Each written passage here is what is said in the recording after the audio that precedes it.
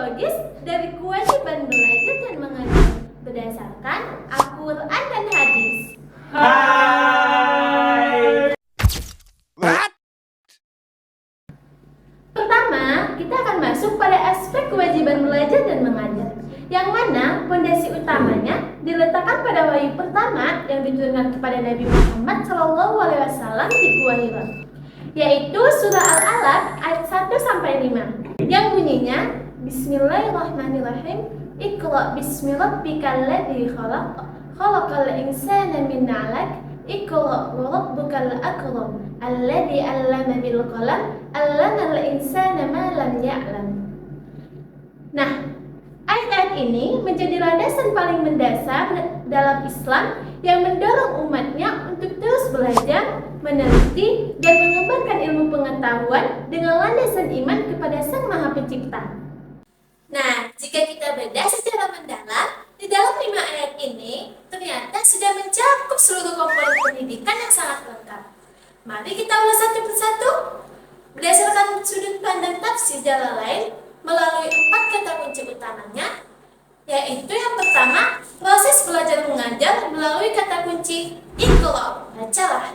Kata kunci pertama ini muncul ayat pertama dan ketiga. Berdasarkan tafsir Jalalain, perintah Iqra di ayat pertama bermakna perintah untuk memulai membaca dengan menyebut nama Rabbmu yang menciptakan semua makhluk. Di sini tersirat makna yang sangat kuat. Belajar itu yang tidak harus menunggu kita pandai atau mampu terlebih dahulu, namun belajarlah justru dimulai dari apa yang belum kita kuasai, lalu kita tingkatkan secara bertahap. Bayangkan saat wahyu ini turun, Nabi Muhammad SAW belum bisa membaca sama sekali, namun malaikat Jibril tetap mendesak dan memaksa beliau untuk membaca. Ini menunjukkan bahwa proses belajar itu memang harus dipaksakan dari awal. Jika tidak mau belajar dan enggan memaksa diri sendiri, seseorang akan selamanya terjebak dalam kebodohan. Dari kata Iqra yang pertama ini, lahirlah kewajiban bagi setiap individu untuk belajar.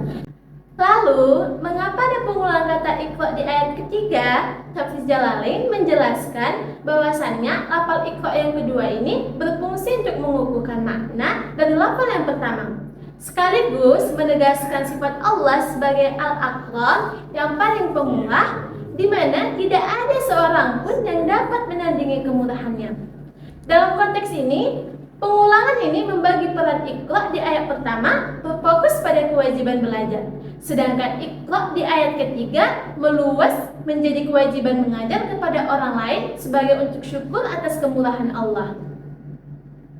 Nah, yang kedua, komponen pendidikan melalui potongan ayat Al-Lamad yang artinya mengajarkan. Potongan ayat kedua ini membawa kita pada esensi dari aktivitas pendidikan itu sendiri. Di dalam proses belajar dan mengajar, pasti kita membutuhkan kehadiran seorang pendidik atau guru yang menyampaikan ilmu kepada peserta didiknya. Maka, melalui ayat ini Allah Subhanahu wa Ta'ala memosisikan dirinya sebagai guru agung yang mentransfer ilmu pengetahuan. Hal ini menjadi isyarat bagi kita bahwa profesi mengajarkan ilmu adalah tugas yang sangat mulia karena melanjutkan estafet peran bersumber dari Allah dan para nabi. Lalu yang ketiga, ada sarana dan prasarana melalui potongan ayat Al-Qalam yang artinya pena. Nah, pendidikan tidak bisa berjalan maksimal tanpa adanya fasilitas pendukung. Di ayat keempat, Allah berfirman bahwa Dia yang mengajar manusia menulis dengan kolam atau pena. Menurut catatan tafsir Jalalain, orang pertama di dunia yang menulis memakai pena adalah Nabi Idris alaihissalam. Kehadiran potongan ayat ini, kolam di sini memberikan pesan yang sangat modern. Kewajiban belajar dan mengajar sangat membutuhkan sarana prasarana dan media pembelajaran. Pena melambangkan alat untuk mengikat, mendokumentasikan, dan menyebarluaskan ilmu pengetahuan dari satu generasi ke generasi berikutnya. Nah, ini nih yang paling seru. Yang terakhir, yang keempat, Tujuan pendidikan melalui potongan ayat malam ya'lam yang artinya apa yang tidak diketahui. Potongan ayat terakhir di ayat kelima ini mengunci seluruh rangkaian komponen pendidikan dengan menetapkan tujuannya. Tafsir Jalalain memaparkan bahwa Allah mengajarkan jenis manusia apa-apa yang tidak diketahuinya sebelum itu, mulai dari petunjuk hidayah, keterampilan menulis, berkreasi, hingga hal-hal lainnya. Jadi, tujuan utama kita belajar dan diajar adalah sebuah transisi dari yang awalnya tidak tahu menjadi tahu, dari yang awalnya gelap menjadi tercerahkan, sehingga ilmu tersebut bisa membawa maslahat bagi kehidupan. Selanjutnya, proses belajar ini dipertegaskan lagi dalam surat Al-Ankabut ayat 45. Sebagai sarana pembentukan karakter efektif melalui ibadah, maka potongan kata yang akan kita bahas pada ayat ini adalah utlu, yang artinya bacalah. Yang mana sebelumnya di kata ikro yang artinya bacalah dalam surat Al-Alaq adalah perintah pertama saat wahyu diturunkan. Karena Nabi belum bisa membaca, sedangkan kata utlu di ayat ini digunakan setelah Nabi menerima wahyu. Maknanya lebih luas, seperti membaca, memahami, dan menyampaikan wahyu kepada orang lain. Surat Al-Ankabut juga mengajak belajar tentang ibadah agar kita terhindar dari perbuatan yang tercela. Nah, selanjutnya kewajiban belajar atau mentransferkan ilmu dalam surat Az-Zumar ayat 18. Kita diajarkan untuk menyaring informasi dan mengajarkan kebenaran yang paling maslahat. Potongan ayat yang kita ambil adalah yastami'un, yang artinya mendengar. Lalu ada potongan ayat fayattabi'una ahsanah, yang artinya mengikuti yang baik. Maka potongan ayat di ayat ini adalah yastami'u, yang artinya mendengar. Seorang peserta pelajar dituntut untuk proaktif mendengarkan dan menyimak dengan baik dan benar materi yang sudah disampaikan. Dalam ayat ini juga menjelaskan tentang proses evaluasi. Ketika sikap kritis dan objektif dalam proses belajar mengajar, mendengarkan berbagai informasi, maka langkah selanjutnya adalah menyaring informasi tersebut, memilah dan menelaah, bukan hanya sekedar menerima informasi mentah-mentahan, melainkan menyaringnya dengan akal sehat atau dengan mempertanyakan kepada guru dan orang-orang yang lebih mengerti atas informasi tersebut. Hai Asdiqa, tahu nggak kalau konsep deep learning atau berpikir kritis yang lagi tren sekarang ternyata udah diajarkan Al-Quran sejak 14 abad yang lalu loh. Nah, melalui surah Al-Qasiyah ayat 17-20 yang berbunyi Bismillahirrahmanirrahim. Afala yanzuruna illal ibili kaifa khuliqat wa ilas sama'i kaifa rufi'at wa ilal jibali kaifa nusibat wa ilal ardi kaifa sutihat. Shadaqallahul azim. Nah, dalam surah Al-Qasiyah kita sebenarnya sudah ditantang untuk melakukan observasi empiris terhadap tanda-tanda kekuasaan Allah di alam semesta. Jika kita bedah dari segi tafsir Jalalain, ayat-ayat ini ditunjukkan sebagai nazar i'tibar, yaitu sebuah perhatian atau pengamatan yang dibarengi dengan keinginan kuat untuk mengambil pelajaran. Lewat metode pengamatan inilah komponen belajar mengajar dan proses berpikir kritis yang sesungguhnya dimulai. Di dalam ayat-ayat tersebut terdapat potongan kata, yaitu yanzuru, yang artinya melihat. Tafsir Jalalain menegaskan bahwa melihat di sini bukan sekedar menatap kosong, melainkan mengamati untuk mengambil kesimpulan tentang kekuasaan dan keesaan Allah Subhanahu wa Ta'ala. Ini adalah isyarat bahwa kita sebagai pelajar harus memiliki rasa ingin tahu yang tinggi alias harus kepo dengan ilmu. Uniknya lagi, di dalam ayat ini Allah menggunakan kata adwatul istifham atau kata tanya, yaitu kaifa. yang artinya bagaimana. Seperti Allah berfirman tentang bagaimana langit ditinggikan dan bagaimana bumi dihamparkan. Kenapa harus ada kata tanya? Disinilah esensi proses belajar mengajar yang sesungguhnya dimulai. Bukan sekedar mendengar, peserta didik tidak boleh hanya mendengar pasif yang menerima materi apa adanya. Setiap murid dituntut untuk berpikir aktif, menganalisis, dan mencari jawaban atas persoalan-persoalan di sekitarnya. Kalau zaman sekarang kita mengenal istilah deep learning atau berpikir kritis. Ketahuilah bahwa Al-Quran sudah jauh lebih dulu mengajarkannya. Sejak zaman Rasulullah SAW, proses belajar ini sudah dipraktikkan ketika Nabi berdakwah. Para sahabat tidak hanya duduk diam mendengarkan, tetapi ada kondisi di mana mereka aktif bertanya, menelaah, dan mendiskusikan wahyu yang turun. Melalui ayat-ayat tentang alam ini, kita diajarkan bahwa alam semesta adalah laboratorium terbesar. Belajar dengan kritis, mentadabburi alam, dan selalu mengaitkannya dengan keagungan penciptanya adalah ciri sejati dari seorang muslim. Pernahkah kamu berpikir mengapa Islam sangat mewajibkan kita untuk menuntut ilmu? Apakah belajar itu cuma sebatas kewajiban di sekolah atau di kampus? Nah, dalam surah Ali Imran ayat 190 sampai 191, Allah menjelaskan bahwa orang yang berakal adalah orang yang mau berpikir dan mengambil pelajaran dari ciptaannya.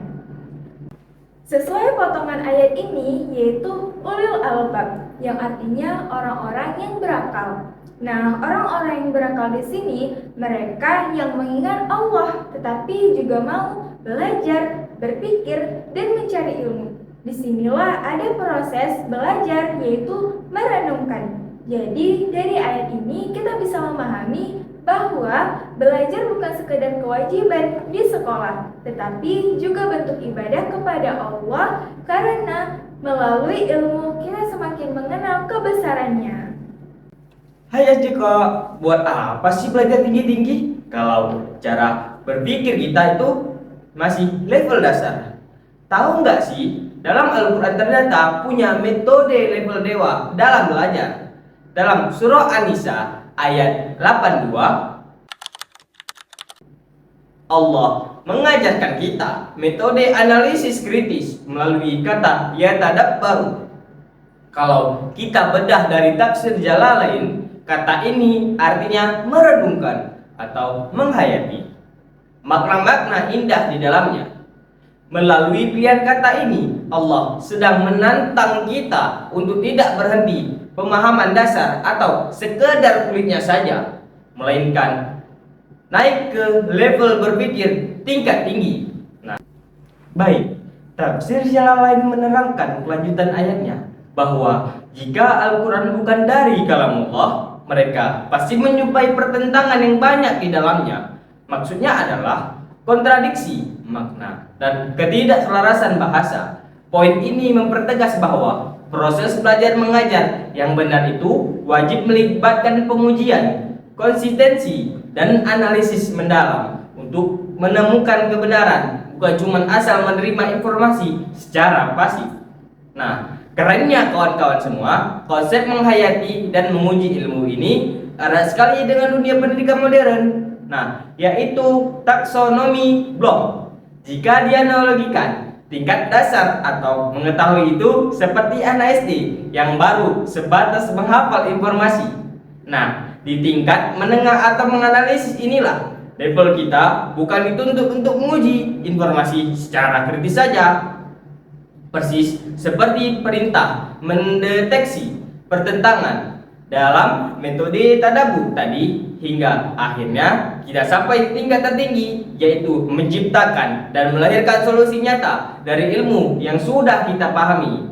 Jadi, kewajiban belajar mengajar dalam Islam itu bukan cuma sampai batas tahu atau formalitas saja hanya untuk mencari gelar, tapi tentang melatih secara berpikir kita untuk menghayati, menganalisis, dan membawa perubahan nyata.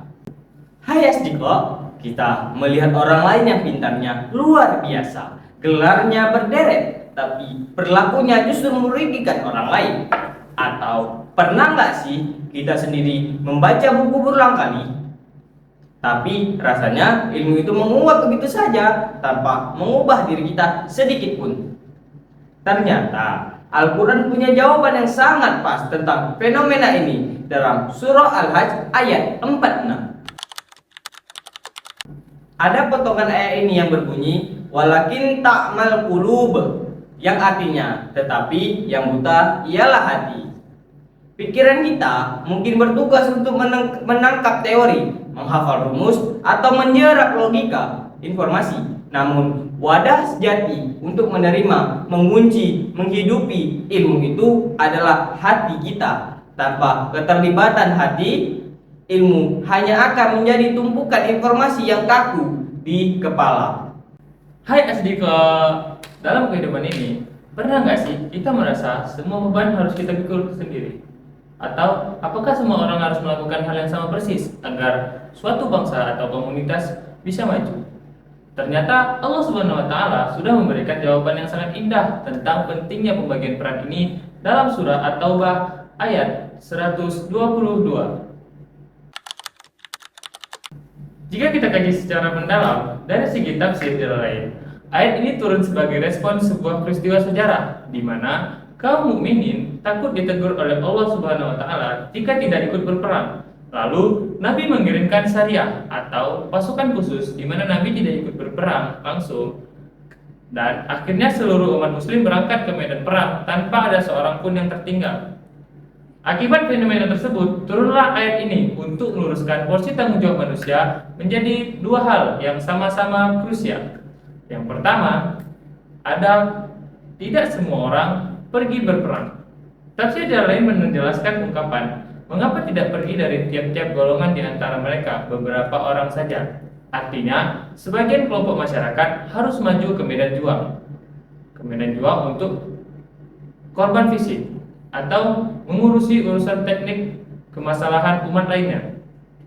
Dan yang kedua, tidak semua orang belajar agama secara khusus. Di sisi lain, sisa kelompok yang tidak berangkat perang harus tetap tinggal di tempat untuk liyatafaqahu fiddin, yaitu mendedikasikan waktu dan pikirannya untuk fokus menuntut ilmu serta memperdalam pemahaman agama. Hal ini membuktikan sebuah konsep yang sangat modern dalam kehidupan sosial dan akademis. Kolaborasi serta pembagian tugas atau manajemen peran itu sangat penting. Tidak semua orang harus berada di garis depan pertempuran fisik. Garis depan pertempuran intelektual juga memiliki nilai urgensi yang sama besarnya. Kemudian, tafsir lain memaparkan bahwa ada tanggung jawab besar yang otomatis melekat bagi kelompok yang menuntut ilmu ini, yaitu waliyunziru qaumahum idza raja'u ilaihim, yang artinya dan untuk memberi peringatan kepada kaumnya apabila mereka telah kembali kepadanya. Artinya, setelah masa penugasan selesai, para penuntut ilmu memikul kewajiban. Yang pertama, kewajiban para penuntut ilmu setelah masa tugas selesai adalah menyampaikan dan menyebarkan, yaitu dengan mengajarkan hukum-hukum agama yang telah dipelajarinya kepada orang-orang di sekitar mereka agar membawa manfaat yang luas. Kemudian, kewajiban yang kedua untuk penuntut ilmu setelah masa penugasan selesai adalah wajib mengamalkan. Jadi, mengetahui saja tidak cukup, ilmu tersebut harus termanifestasikan dalam tindakan nyata sehingga masyarakat dapat yahzaruna, yaitu menjaga dirinya dari siksaan Allah dengan melaksanakan perintahnya dan menjauhi larangannya. Ibnu Abbas radhiyallahu anhu memberikan penangwilan penting dalam tafsir lain bahwa aturan pembagian ini berlaku khusus jika Nabi ikut langsung di medan perang atau syariah. Namun pesan substansialnya abadi untuk kita hari ini. Menuntut ilmu adalah sebuah misi suci yang setara dengan perjuangan di medan perang. Ibnu Abbas radhiyallahu anhu memberikan penangwilan penting dalam tafsir Jalalain bahwa aturan pembagian peran ini berlaku khusus jika Nabi tidak ikut langsung di medan perang atau syariah. Namun, pesan substansinya abadi untuk kita hari ini, yaitu menuntut ilmu adalah sebuah misi suci yang setara dengan perjuangan di medan perang.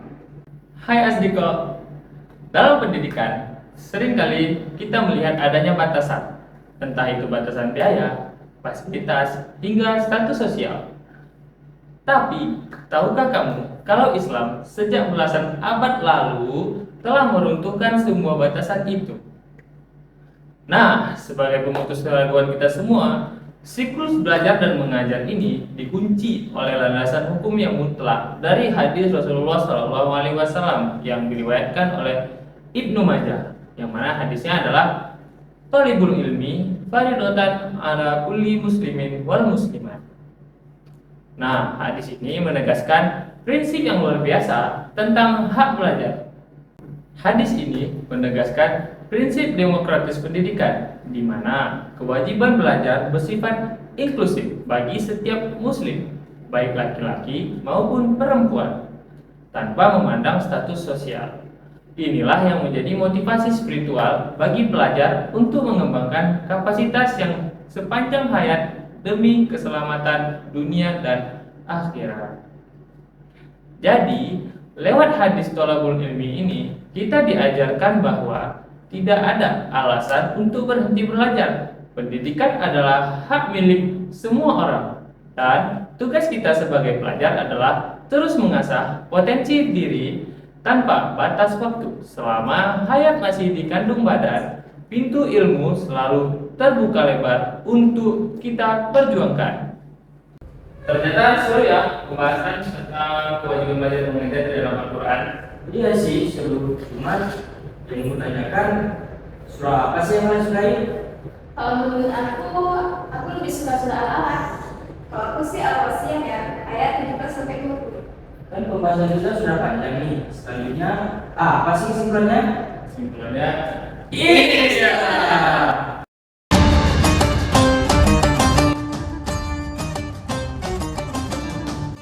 يا غايب ليه ما تسأل أحبابك اللي يحبونك ويناموا الليل لعيونك. أنا بفكر فيك تبعد عني وتنساني، محتاجك جنبي ترعاني، نسيني جروحي وأحزاني.